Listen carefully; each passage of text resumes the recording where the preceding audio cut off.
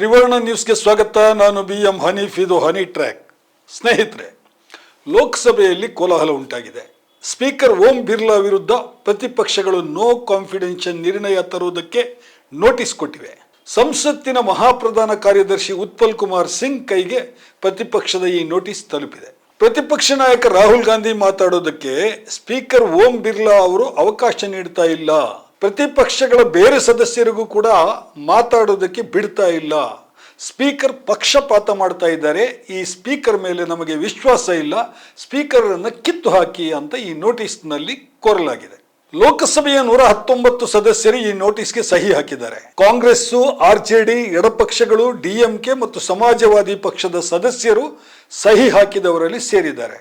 ಆದರೆ ಮಮತಾ ಬ್ಯಾನರ್ಜಿಯ TMC ಸದಸ್ಯರು ಮಾತ್ರ ಸಹಿ ಹಾಕಿಲ್ಲ. ಈ ಅವಿಶ್ವಾಸ ನಿರ್ಣಯ ನೋಟಿಸ್ನಿಂದಾಗಿ ಸ್ಪೀಕರ್ ಅವರ ಪದಚ್ಯುತಿ ಸಾಧ್ಯ ಇದೆಯಾ? ಪದಚ್ಯುತಿ ಆಗಬೇಕಾದ್ರೆ ನಿರ್ಣಯದ ಪರವಾಗಿ ಎಷ್ಟು ಮತಗಳು ಬೀಳಬೇಕು? ತೃಣಮೂಲ ಕಾಂಗ್ರೆಸ್ ಸದಸ್ಯರು ಈ ನಿರ್ಣಯಕ್ಕೆ ಏಕೆ ಸಹಿ ಹಾಕಿಲ್ಲ? ಅದಕ್ಕಿಂತ ಮುಖ್ಯವಾಗಿ ಪ್ರತಿಪಕ್ಷದ ನಾಯಕ ರಾಹುಲ್ ಗಾಂಧಿ ಏಕೆ ಈ ಸೂಚನೆಗೆ ಸಹಿ ಹಾಕಿಲ್ಲ? ನಿರ್ಣಯ ಅಂಗೀಕಾರ ಆಗುವ ಸಾಧ್ಯತೆ ಇಲ್ಲವಾದರೂ ಕಾಂಗ್ರೆಸ್ ಏಕೆ ಈ ನಿರ್ಣಯವನ್ನು ಮಂಡಿಸಿದೆ? ಪ್ರತಿಪಕ್ಷಗಳ ಈ ಸ್ಟ್ರಾಟಜಿಯನ್ನು ಬಿಜೆಪಿ ಹೇಗೆ ಎದುರಿಸುತ್ತದೆ? ಈ ಎಲ್ಲಾ ವಿಷಯಗಳ ಕುರಿತು ಮಾತಾಡ್ತೀನಿ. ಅದಕ್ಕೂ ಮುನ್ನ ಒಂದು ಮನವಿ, ನೀವಿನ್ನೂ ನಮ್ಮ ಚಾನೆಲ್ಗೆ ಸಬ್ಸ್ಕ್ರೈಬ್ ಆಗಿಲ್ಲ ಅಂದಾದಲ್ಲಿ ಈಗಲೇ ಸಬ್ಸ್ಕ್ರೈಬ್ ಮಾಡಿ ಈ ವಿಡಿಯೋವನ್ನು ಕೊನೆ ತನಕ ನೋಡಿ.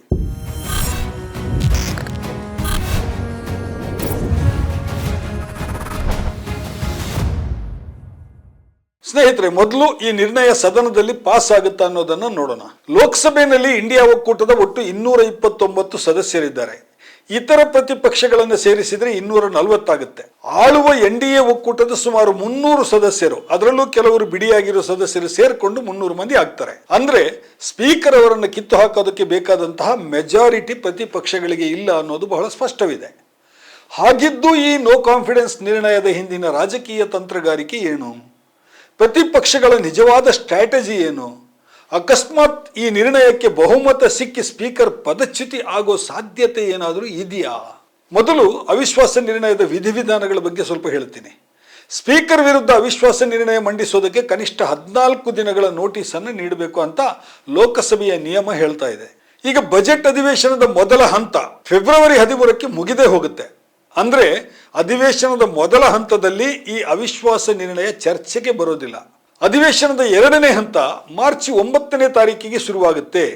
ಈ 2ನೇ ಹಂತದ ಲೋಕಸಭೆ ಅಧಿವೇಶನದಲ್ಲಿ ನಿರ್ಣಯದ ಪರ ಮತ್ತು ವಿರೋಧ ಚರ್ಚೆ ನಡೀಬಹುದು. ಆ ನಿರ್ಣಯವನ್ನ ಮತಕ್ಕೆ ಹಾಕಬಹುದು. ಸಾಮಾನ್ಯವಾಗಿ ಲೋಕಸಭೆಯಲ್ಲಿ ಆಳುವ ಪಕ್ಷಕ್ಕೆ ಬಹುಮತ ಇದೆಯಾ ಅನ್ನೋದನ್ನ ಪರೀಕ್ಷೆ ಮಾಡೋದಕ್ಕೆ ಅವಿಶ್ವಾಸ ನಿರ್ಣಯ ಮಂಡಿಸ್ತಾರೆ. ಇಲ್ಲಿ NDA ಒಕ್ಕೂಟದ ಅಂಗಪಕ್ಷಗಳು ಒಗ್ಗಟ್ಟಾಗಿವೆ ಅನ್ನೋದ್ರಲ್ಲಿ ಯಾವುದೇ ಅನುಮಾನ ಕಾಣಿಸ್ತಾ ಇಲ್ಲ. ಬದಲಾಗಿ ಪ್ರತಿಪಕ್ಷಗಳ ಒಕ್ಕೂಟದಲ್ಲೇ ಪೂರ್ಣ ಸಮ್ಮತಿ ಈ ಅವಿಶ್ವಾಸ ನಿರ್ಣಯಕ್ಕೆ ಇದ್ದ ಹಾಗೆ ಕಾಣಿಸ್ತಾ ಇಲ್ಲ. ಯಾಕೆಂತ ಹೇಳಿದ್ರೆ TMC ಸದಸ್ಯರು ಈ ನೋಟಿಸ್ಗೆ ಸಹಿ ಹಾಕಿಲ್ಲ. ನೇರವಾಗಿ ಅವಿಶ್ವಾಸ ನಿರ್ಣಯ ಮಂಡಿಸೋದು ಬೇಡ, ಅದರ ಬದಲಾಗಿ ಸ್ಪೀಕರ್ ವಿರುದ್ಧ ಪ್ರತಿಭಟನೆಯ ಪತ್ರವೊಂದನ್ನು ಕಳುಹಿಸೋಣ, ಅದು ಕಡತದಲ್ಲಿ ದಾಖಲೆ ಆಗುತ್ತೆ ಅನ್ನೋದು TMC ಮುಖ್ಯಸ್ಥೆ ಮಮತಾ ಬ್ಯಾನರ್ಜಿ ಅವರ ವಾದ ಆಗಿತ್ತು. ಆದರೆ ಪ್ರತಿಪಕ್ಷಗಳು ಆ ಸಲಹೆಯನ್ನು ಒಪ್ಪಿಲ್ಲ. ಈಗ ನೋಟಿಸ್ ಕಳಿಸಲಾಗಿದೆ. ಪ್ರತಿಪಕ್ಷಗಳಿಗೆ ಈ ನಿರ್ಣಯದ ಚರ್ಚೆಯಿಂದ ರಾಜಕೀಯ ಲಾಭ ಆಗೋ ಸಾಧ್ಯತೆ ಮಾತ್ರ ಖಂಡಿತ ಕಾಣಿಸ್ತಾ ಇದೆ. ಮುಖ್ಯವಾಗಿ ಸ್ಪೀಕರ್ ಓಂ ಬಿರ್ಲಾ ಅವರು ಸರ್ಕಾರದ ಕೈಗೊಂಬೆಯಾಗಿ ವರ್ತಿಸ್ತಾ ಇದ್ದಾರೆ ಅನ್ನೋದನ್ನ ದೇಶದ ಜನರ ಮುಂದೆ ಪ್ರತಿಪಕ್ಷಗಳು ಯಶಸ್ವಿಯಾಗಿ ಬಿಂಬಿಸ್ಲಿಕ್ಕೆ ಸಾಧ್ಯ ಆಗುತ್ತೆ. ಇದು ಸರ್ಕಾರಕ್ಕೆ ಮತ್ತು ಖುದ್ದು ಸ್ಪೀಕರ್ ಅವರಿಗೆ ಕೂಡ ಮುಜುಗರ ತರುವಂತಹ ಸಂಗತಿ ಅನ್ನೋದರಲ್ಲಿ ಎರಡು ಮಾತಿಲ್ಲ. ನಿಜಕ್ಕೂ ಸ್ಪೀಕರ್ ಓಂ ಬಿರ್ಲಾ ಅವರು ಸದನದಲ್ಲಿ ಪಕ್ಷಪಾತದಿಂದ ವರ್ತಿಸ್ತಾ ಇದ್ದಾರಾ? ಇದು ಬಹಳ ಇಂಪಾರ್ಟೆಂಟ್ ಪ್ರಶ್ನೆ.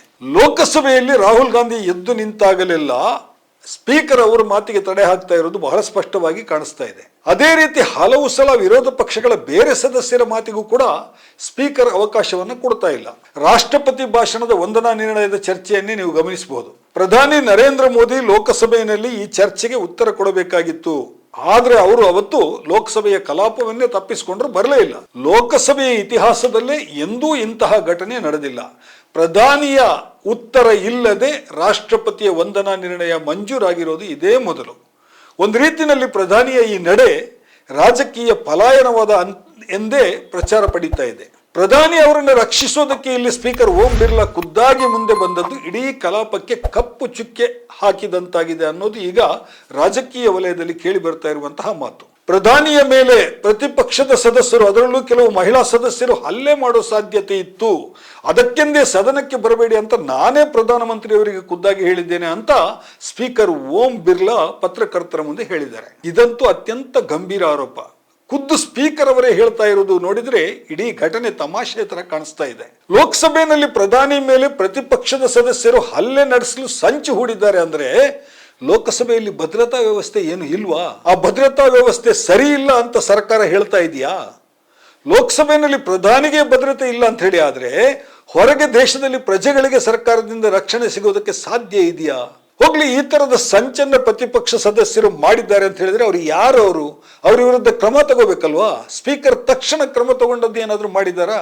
ಇನ್ನೊಂದೆಡೆ ಸದನದಲ್ಲಿ ಕೋಲಾಹಲ ಉಂಟಾದಾಗ 8 ಮಂದಿ ಪ್ರತಿಪಕ್ಷ ಸದಸ್ಯರನ್ನು, ಅದರಲ್ಲಿ 7 ಮಂದಿ ಕಾಂಗ್ರೆಸ್ನವರು, ಓಂ ಬಿರ್ಲಾ ಕಲಾಪದಿಂದ ಸಸ್ಪೆಂಡ್ ಮಾಡ್ತಾರೆ.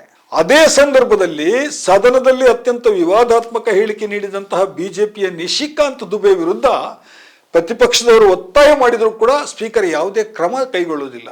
ಅದೇ ರೀತಿ ಸದನದಲ್ಲಿ ಬಿಜೆಪಿ ಸದಸ್ಯರು ಮೋದಿ ಮೋದಿ ಮೋದಿ ಅಂತ ಘೋಷಣೆ ಕೂಗ್ತಾ ಇರಬೇಕಾದ್ರೆ ಸ್ಪೀಕರ್ ಬಿರ್ಲಾ ಅವರು ನಗುಮುಖ ಮಾಡಿಕೊಂಡು ನೋಡ್ತಾ ಕೂತಿರ್ತಾರೆ. ಪ್ರತಿಪಕ್ಷದ ಸದಸ್ಯರು ಭಾರತೀಯ ಭಾರತೀಯ ಅಂತ ಘೋಷಣೆ ಕೂಗಿದಾಗ ಮಾತ್ರ ಗರಂ ಆಗಿ ಅವರು ಎಚ್ಚರಿಕೆ ಕೊಡ್ತಾರೆ. ಇದಿಷ್ಟೇ ಅಲ್ಲ, ಇನ್ನೂ ಹಲವು ದೂರುಗಳು ಸ್ಪೀಕರ್ ಬಿರ್ಲಾ ಅವರ ವಿರುದ್ಧ ಇದೆ. ಪ್ರತಿಪಕ್ಷಗಳ ಸದಸ್ಯರು ಮಾತಾಡುವಾಗ ಮೈಕ್ ಆಫ್ ಮಾಡೋದು, ಪ್ರತಿಪಕ್ಷಗಳ ಸದಸ್ಯರು ಏನಾದ್ರೂ ಮಾತಾಡ್ಲಿಕ್ಕೆ ಎದ್ದು ನಿಂತಾಗ ಅವರನ್ನ ಪದೇ ಪದೇ ಕೂರಿಸೋದು, ಇವೆಲ್ಲವೂ ಕೂಡ ಸ್ಪೀಕರ್ ಓಂ ಬಿರ್ಲಾಗೆ ಈಗ ಕೆಟ್ಟ ಹೆಸರು ತಂದ ಹಾಗೆ ಕಾಣಿಸ್ತಾ ಇದೆ. ಸರ್ಕಾರದ ಏಜೆಂಟ್ರಂತೆ ಈ ಸ್ಪೀಕರ್ ವರ್ತಿಸ್ತಾ ಇದ್ದಾರೆ ಅನ್ನುವಂತಹ ಪ್ರತಿಪಕ್ಷಗಳ ಆರೋಪಕ್ಕೆ ಇದೆಲ್ಲವೂ ಸಮರ್ಥನೆಯ ಹಾಗೆ ಕಾಣಿಸ್ತಾ ಇದೆ. ಲೋಕಸಭೆಯಲ್ಲಿ ಈ ಹಿಂದೆ ಅತ್ಯಂತ ಘನತೆಯಿಂದ ಕಲಾಪ ನಡೆಸಿದಂತಹ ಹಲವು ಸ್ಪೀಕರ್ಗಳಾಗಿ ಹೋಗಿದ್ದಾರೆ. ಸಂದರ್ಭ ಬಂದಾಗ ಎಷ್ಟೋ ಸ್ಪೀಕರ್ಗಳು ಸರ್ಕಾರದ ವಿರುದ್ಧವೂ ಗರಂ ಆಗಿದ್ದಾರೆ. ಸರ್ಕಾರದ ತಪ್ಪುಗಳನ್ನು ಯಾವುದೇ ಬಿಳೆ ಇಲ್ಲದೆ ಎತ್ತಿ ಹಿಡಿದಂತಹ ಸ್ಪೀಕರ್ಗಳು ಕೂಡ ಬಂದು ಹೋಗಿದ್ದಾರೆ. ಸಿಪಿಎಂನ ಸೋಮನಾಥ್ ಚಟರ್ಜಿ ಅವರು ಸ್ಪೀಕರ್ ಆಗಿದ್ರು. ಅದೊಂದು ರೀತಿಯಲ್ಲಿ ಸ್ಪೀಕರ್ ನಡವಳಿಕೆಯ ಸುವರ್ಣ ಯುಗ ಅಂತ ಹೇಳಬಹುದು. ಕೋಲಾಹಲದ ಸಂದರ್ಭದಲ್ಲಿ ಸೋಮನಾಥ್ ಚಟರ್ಜಿ ಅವರು ಸದನವನ್ನ ಹೇಗೆ ನಿಯಂತ್ರಿಸ್ತಾ ಇದ್ರು ಅನ್ನೋದನ್ನ ಈಗ ಹಲವು ಸಂಸದೀಯ ತಜ್ಞರು ನೆನಪಿಸಿಕೊಳ್ತಾ ಇದ್ದಾರೆ. ಈಗೇನು ಪ್ರತಿಪಕ್ಷಗಳು ಅವಿಶ್ವಾಸ ನಿರ್ಣಯ ತಂದಿದೆ, ಅದರ ಮಂಡನೆಯ ಸಂದರ್ಭದಲ್ಲಿ ಏನು ವಾದ ವಿವಾದಗಳು ಚರ್ಚೆಗಳೆಲ್ಲ ನಡೀತವಲ್ಲ, ಆವಾಗ ಸರ್ಕಾರಕ್ಕೆ, ಅದರಲ್ಲೂ ಮುಖ್ಯವಾಗಿ ಸ್ಪೀಕರ್ ಓಂ ಬಿರ್ಲಾ ಅವರಿಗೆ ಬಹಳ ಮುಜುಗರ ಉಂಟಾಗುವಂಥ ಸಾಧ್ಯತೆ ಇದೆ. ಈ ಮಟ್ಟಿಗೆ ಪ್ರತಿಪಕ್ಷಗಳು ತರಲಿರುವಂತಹ ಅವಿಶ್ವಾಸ ನಿರ್ಣಯ ಬಹಳ ಮಹತ್ವದ್ದು ಅಂತ ರಾಜಕೀಯ ವೀಕ್ಷಕರು ಪರಿಗಣಿಸ್ತಾ ಇದ್ದಾರೆ.